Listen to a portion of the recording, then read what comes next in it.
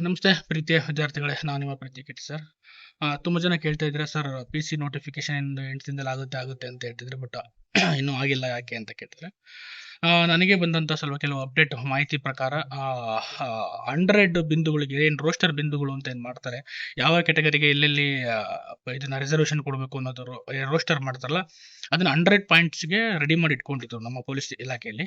ಆದರೆ ಅದು ಈಗ ಸರ್ಕಾರ ಆದೇಶ ಮಾಡಿದ್ದನ್ನ 400 ಬಿಂದುಗಳಿಗೆ ಮಾಡಬೇಕು. SC ಅವರಿಗೆ 400 ಬಿಂದುಗಳಿಗೆ ರಚನೆ ಮಾಡಿ ಅದನ್ನ ಮಾಡಬೇಕು ಅಂತ ನಿರ್ಧಾರ ತಗೊಂಡ್ಮೇಲೆ ಅದನ್ನ DPR ಕಳಿಸಿದ್ದಾರೆ. DPR ಅದು ರಚನೆ ಆದ್ಮೇಲೆ ಆಮೇಲೆ ಡಿಪಾರ್ಟ್ಮೆಂಟ್ ಅಲ್ಲಿ ಅದು 400 ಬಿಂದುಗಳಿಗೆ ಅದನ್ನ ರೋಸ್ಟರ್ ರೆಡಿ ಮಾಡ್ಕೊಂಡು ಯಾವ ಕೆಟಗರಿಗೆ ಎಲ್ಲಿ ರಿಸರ್ವೇಷನ್ ಕೊಡಬೇಕು ಅನ್ನೋದ್ರ ಬಗ್ಗೆ ರೋಸ್ಟರ್ ರೆಡಿ ಮಾಡಿ ಆಮೇಲೆ ನೋಟಿಫಿಕೇಶನ್ ಮಾಡಬೇಕಾಗತ್ತೆ.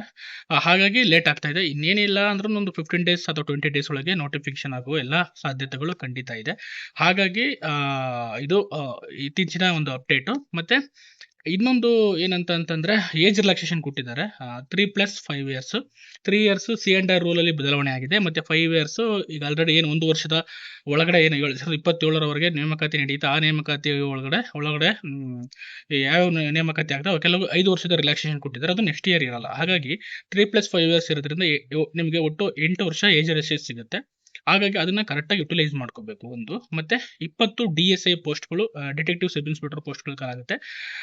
ಮುಂದಿನ ದಿನಗಳಲ್ಲಿ PSI ಸಿವಿಲ್ ಕಾಲಾಗಬಹುದು. ಅದ್ರ ಬಗ್ಗೆ ಇನ್ನೂ ಮಾಹಿತಿ ಮುಂದಿನ ದಿನಗಳಲ್ಲಿ ತಿಳಿಸ್ತೀವಿ.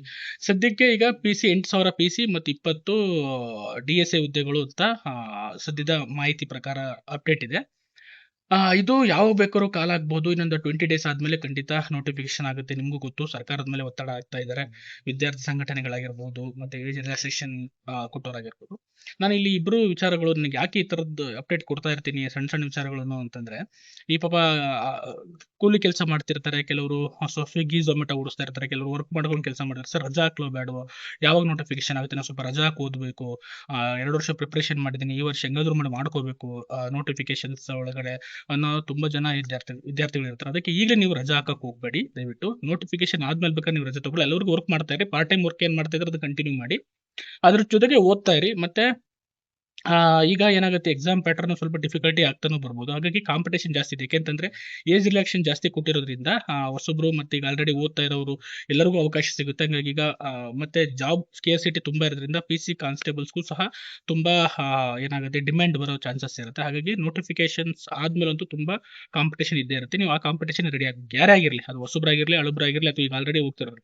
ಮತ್ತೆ ಇನ್ನೊಂದು ವಿಚಾರ ನಾನು ಯಾರಿಗೆ ಹೇಳಕ್ ಇಷ್ಟಪಡ್ತೀನಿ ಅಂದ್ರೆ, ಯಾರ್ಯಾರು ಪಾಪ ಈ ಏಜ್ ರಿಲ್ಯಾಕ್ಸೇಷನ್ಗೆ ಹೋರಾಟ ಮಾಡಿದಿರೋ ವಿದ್ಯಾರ್ಥಿಗಳು, ಯಾರ್ಯಾರು ಈ ನೋಟಿಫಿಕೇಶನ್ ಆಗ್ಬೇಕು ಅಂತ ಹೋರಾಟ ಮಾಡಿದ್ದೀರಾ, ಆ ವಿದ್ಯಾರ್ಥಿಗಳು ಸೆಲೆಕ್ಟ್ ಆಗ್ಬೇಕು. ದಯವಿಟ್ಟು ಅವರೆಲ್ಲ ಕೂತ್ಕೊಂಡು ಓದಿ. ನೀವು ನಿಮ್ಮ ಹೋರಾಟದ ಜೊತೆಗೆ ಈ ಸ್ಟಡೀಸ್ನ ಕಂಟಿನ್ಯೂ ಮಾಡಲೇಬೇಕು.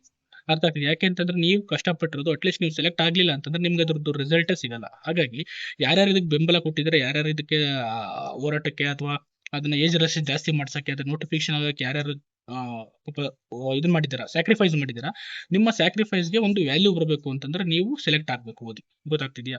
ತುಂಬಾ ಜನ ಇದ್ದಾರೆ, ನನ್ನ ಹೆಸರು ಹೇಳೋ ಅವಶ್ಯಕತೆ ಇಲ್ಲ ಅನ್ಕೊಂತೀನಿ. ಯಾರೇ ಗೊತ್ತು ಯಾರ್ಯಾರು ಏಜ್ ರಿಲ್ಯಾಕ್ಸೇಷನ್ ಹೋರಾಡಿದೆ, ಯಾರ್ಯಾರು ನೋಟಿಫಿಕೇಶನ್ ಹೋರಾಟ ಮಾಡಿದ್ದಾರೆ, ಯಾವ ವಿದ್ಯಾರ್ಥಿ ಸಂಘಟನೆಗಳು ಭಾಗವಹಿಸಿದೆ, ಎಷ್ಟು ಕಷ್ಟಪಡ್ತಾ ಇದ್ದಾರೆ, ಎಷ್ಟು ಜೈಲ್ಗೆ ಹೋಗಿದ್ದಾರೆ, ಪಾಪ ಸ್ಟೇಷನ್ ಎಲ್ಲ ಅರೆಸ್ಟ್ ಮಾಡ್ಕೊಂಡಿದ್ದಾರೆ, ಪೊಲೀಸರ ಹತ್ರ ಏನು ತೂಕಾಟ ಟೆಲ್ಲಾಟ ಮಾಡಿಸ್ಕೊಂಡು ಜೈಲಿಗೆಲ್ಲ ಹೋಗಿ ಬಂದರೆ ತುಂಬಾ ವಿದ್ಯಾರ್ಥಿಗಳಿದ್ದಾರೆ. ಪಾಪ ನಾನು ಅವ್ರಿಗೆಲ್ಲ ಹ್ಯಾಟ್ಸ್ ಆಫ್ ಹೇಳ್ತೀನಿ. ಯಾಕೆಂತಂದ್ರೆ ಅವರಿಂದಲೇ ಇಷ್ಟೆಲ್ಲ ಸ್ವಲ್ಪ ಏನಾದ್ರು ಬದಲಾವಣೆಗಳು ಆಗ್ತಾ ಇರೋದು. ಒಳ್ಳೆ ದಾರಿನಲ್ಲಿ ಇರಿ, ಒಳ್ಳೆ ದಾರಿನಲ್ಲಿ ಹೋರಾಟ ಮಾಡಿ, ಅಷ್ಟೇ ಹೇಳೋದು ನಾನು. ಇನ್ನ ನೋಟಿಫಿಕೇಶನ್ಸ್ ಬರುತ್ತೆ, ನೀವು ಪ್ರಿಪೇರ್ ಮಾಡ್ಕೊಳ್ಳಿ.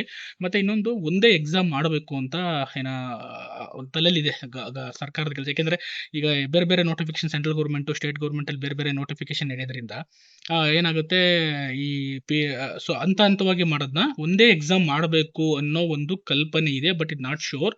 ಇನ್ನೂ ಅದು ಏನಾದರೂ ಡಿಸಿಷನ್ ಮಾಡಿ ಒಂದೇ ನೋಟಿಫಿಕೇಶನ್ಸ್ ಅಲ್ಲಿ ಏನಾದ್ರು ಮಾಡಿದ್ರೆ HK ಮತ್ತೆ ನಾನ್ HK 2 ಎಕ್ಸಾಮ್ ನಡೆಯುತ್ತೆ. ನನ್ನ ಪ್ರಕಾರ ಏನಾದ್ರು ಗೌರ್ಮೆಂಟ್ ನಿರ್ಧಾರ ತಗೊಂಡು ಇದನ್ನ ಕಮ್ಮಿ ಮಾಡಬೇಕು, ಲಾಂಗ್ ಪ್ರೋಸೆಸ್ನ ಕಮ್ಮಿ ಮಾಡಬೇಕು ಅಂತೇನಾರು ಅಂತ ಡಿಸಿಷನ್ ತಗೊಂಡ್ರೆ 2 ನೋಟಿಫಿಕೇಶನ್ಸ್ ಅಂದ್ರೆ HK ನಾನ್ HK ಒಂದೇ ಒಟ್ಟಿಗೆ ನೋಟಿಫಿಕೇಶನ್ ಮಾಡಿ ಅದರಲ್ಲೇ ಎಲ್ಲರಿಗೂ ಏನ್ ಮಾಡುತ್ತೆ, ಎಕ್ಸಾಮ್ನ ಕಂಡಕ್ಟ್ ಮಾಡೋ ಚಾನ್ಸಸ್ ಇರುತ್ತೆ. ಒಂದೇ ಸತಿ ಫಿಸಿಕಲ್ ನಡೆಯೋ ಚಾನ್ಸಸ್ ಇರುತ್ತೆ. ಹಾಗಾಗಿ ಚಾನ್ಸ್ ತಗೊಳಕ್ ಹೋಗ್ಬೇಡಿ.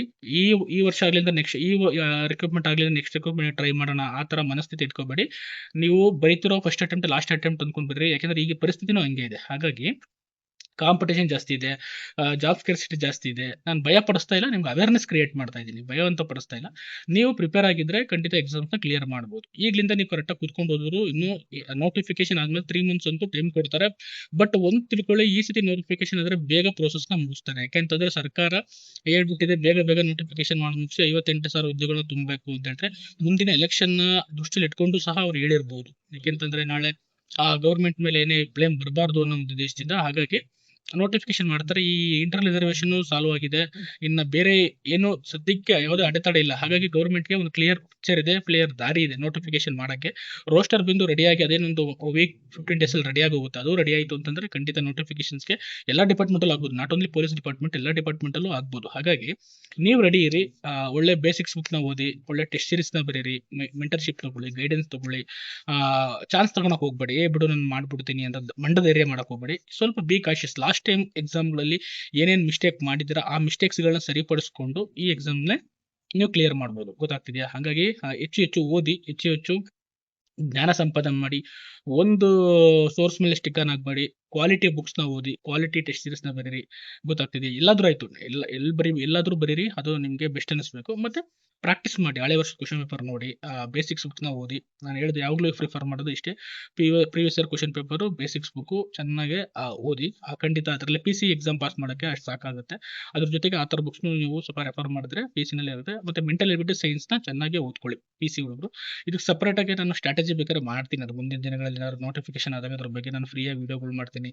ಫ್ರೀಯಾಗಿ ಮೆಂಟರ್ಶಿಪ್, ಅದ್ರ ಬಗ್ಗೆ ಯಾವ ರೀತಿ ಪ್ರಿಪ್ರೇಷನ್ ಬಗ್ಗೆ, ಇಂಪಾರ್ಟೆಂಟ್ ಟಾಪಿಕ್ಸ್ ಯಾವುದು, ಯಾವ್ಯಾವ ಟಾಪಿಕ್ಸ್ನ ಓದಿದ್ರೆ ಇಲ್ಲಿ ಬರುತ್ತೆ, ಕ್ವಶನ್ಸ್ ಬರುತ್ತೆ ಅನ್ನೋದ್ರ ಬಗ್ಗೆ ನಾನು ಮುಂದಿನ ವಿಡಿಯೋಗಳಲ್ಲಿ ಹೇಳ್ತಾ ಹೋಗ್ತೀನಿ.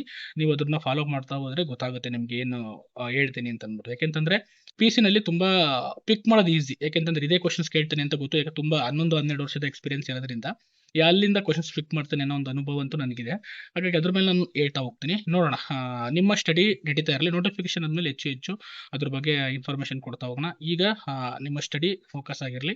ಯಾರಾದರೂ ಕ್ವಿಟ್ ಮಾಡ್ತೀನಿ ಅಂದರೆ ಇದೊಂದು ವರ್ಷ ಟ್ರೈ ಮಾಡಿ. ನನ್ನ ಪ್ರಕಾರ ನೋಡೋಣ, ಚಾನ್ಸ್ ತೊಗೊಳ್ಳಿ, ಸರಿಸಿ ತೊಗೊಳ್ಳಿ. ಇಷ್ಟು ವರ್ಷ ಓದಿದ್ದೀರಾ, ಇನ್ನೊಂದು ವರ್ಷ ರಿಸ್ಕ್ ತೊಗೊಳ್ಳಿ. ಹಿಂಗೆ ನೋಡಿ, ಎಲ್ಲದೂ ಸಿದ್ಧತೆ ಆದಮೇಲೆ ಈಗ ನೀವು ಕೈ ಬಿಟ್ಟು ಹೋದರೆ ಅದು ಇದಾಗಲ್ಲ. ಇದೊಂದು ವರ್ಷ ತಗೊಂಡು ಚೆನ್ನಾಗಿ ಓದಿ, ಪ್ರಿಪ್ರೇಷನ್ ಮಾಡಿ. ಖಂಡಿತ ಮುಂದೆ ಬರುವ ನೋಟಿಫಿಕೇಶನ್ಸಲ್ಲಿ ನಿಮ್ಮ ಹೆಸರು ಇರುತ್ತೆ ಅಂತ ಹೇಳ್ತಾ ಎಲ್ಲರಿಗೂ ಒಳ್ಳೇದಾಗಲಿ. Thank you so much. ಏನೇ ನಿಮಗೆ ಸ್ಟಡಿ ರಿಲೇಟೆಡ್ ವೀಡಿಯೋಸ್ ನೋಡಿದ್ರೆ ಖಂಡಿತ ನನ್ನ ಈ ಯೂಟ್ಯೂಬ್ ಚಾನಲ್ ಸಬ್ಸ್ಕ್ರೈಬ್ ಮಾಡ್ಕೊಳ್ಳಿ. ಮತ್ತು ಏನಾದರೂ ಕಮೆಂಟ್ ಹಾಕಿ, ನಿಮ್ಗೆ ಏನಾದರೂ ಯಾವ ವಿಚಾರದ ಬಗ್ಗೆ ಬೇಕು ಅಂತ. ಖಂಡಿತ ಆ ವಿಚಾರದ ಬಗ್ಗೆ ನಾನು ಡಿಸ್ಕಸ್ ಮಾಡ್ತೀನಿ ಅಂತ ಹೇಳ್ತಾ ಎಲ್ಲರಿಗೂ ಒಳ್ಳೇದಾಗಲಿ. Thank you so much.